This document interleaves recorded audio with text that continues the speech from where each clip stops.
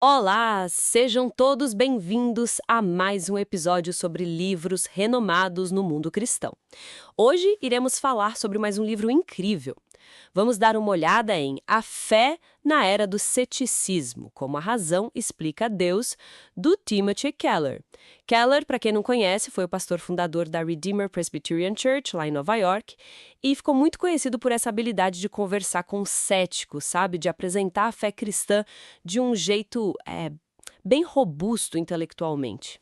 Exatamente. E o livro tem bem essa proposta, né? Tentar responder aquelas dúvidas mais comuns sobre a fé, especialmente nesse nosso contexto atual com tanto ceticismo por aí.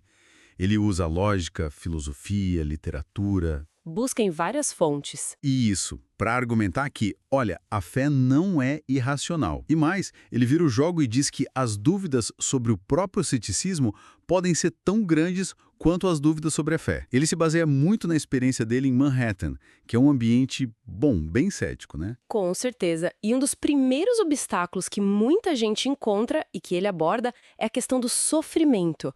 Como pode um Deus bom, todo-poderoso, permitir tanto mal, tanta dor? É um ponto que pega mesmo. Sim, e ele não foge disso, está no capítulo 2.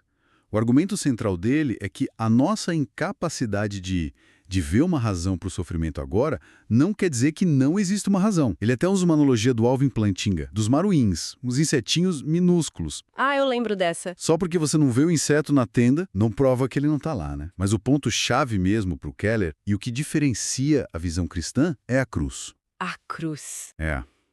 Um Deus que não fica só olhando de longe. Ele entra, ele participa do sofrimento humano. Isso, para Keller, é uma resposta única ao problema do mal. É uma ideia poderosa, sem dúvida. Um Deus que sofre junto. Mas, bom, ainda falando de críticas, tem aquela outra muito comum que o cristianismo limita a liberdade, que é tipo uma camisa de força, como ele mesmo coloca no capítulo 3. Ele contesta essa visão diretamente. Argumenta que liberdade de verdade não é a ausência total de limites.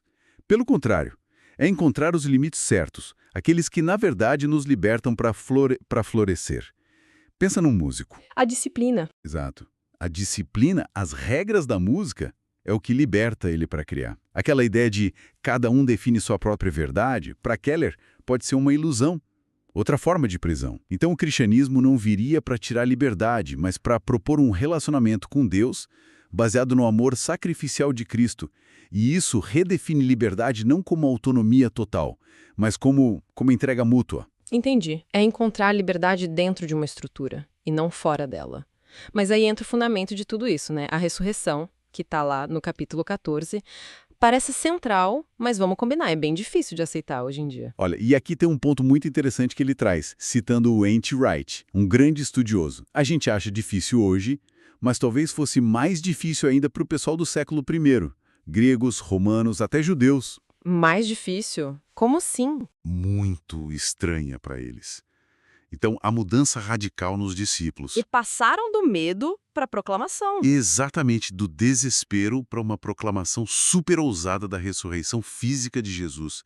Isso exige uma explicação muito forte. Não era só alguém voltando a viver como antes. Era visto como algo transformador, o início da restauração do mundo por Deus. Nossa, isso dá uma dimensão bem maior mesmo. E como que essas ideias todas mais teológicas se conectam na prática do dia a dia? Aí entra uma distinção que para Keller é crucial, tá no capítulo 13, a diferença entre religião e evangelho. Religião seria a nossa tentativa, sabe? De chegar até Deus por mérito, seguindo regras para ser aceito. Tipo um esforço humano. Isso. Já o evangelho seria o contrário. Deus vindo até nós pela graça através do que Cristo fez. E isso muda até como a gente entende o pecado, que ele aborda no capítulo 12. Não é só fazer coisa errada. Não. É, fundamentalmente, construir nossa identidade, nossa segurança em qualquer coisa que não seja Deus. Ele chama isso de ídolos. Carreira, romance, família, poder. Coisas boas em si, mas que viram o centro. Exatamente. E quando elas viram o centro, a fonte da nossa identidade, isso leva, segundo ele, inevitavelmente para ansiedade, para conflito, porque essas coisas não aguentam esse peso. A solução do evangelho, então, seria encontrar a identidade e a liberdade ao se apoiar com transparência em Deus. Ponto para quem crê, para dar uma olhada nos fundamentos do que cada um acredita. Perfeito, é um convite para analisar a fé racionalmente, mostrando que existem sim respostas bem pensadas para as dúvidas mais duras, e a aplicação prática principal é essa: reconhecer essa nossa tendência de buscar autossalvação nesses ídolos e, em contraste, aceitar a liberdade que vem da graça de Deus de ter a identidade firmada em Cristo, que, na fé cristã, enfrentou tudo isso por nós. Muito bom! Essa análise de A Fé na Era do Ceticismo realmente mostra esse esforço do Keller em apresentar a fé cristã como algo racionalmente defensável e relevante para a vida. Ele convida a gente a examinar a fundo as bases, né? Não só da fé, mas do próprio ceticismo. Obrigada por terem participado. Não se esqueçam de se inscrever no nosso canal e ativar o sininho. Fiquem todos com Deus e até a próxima. Tchau!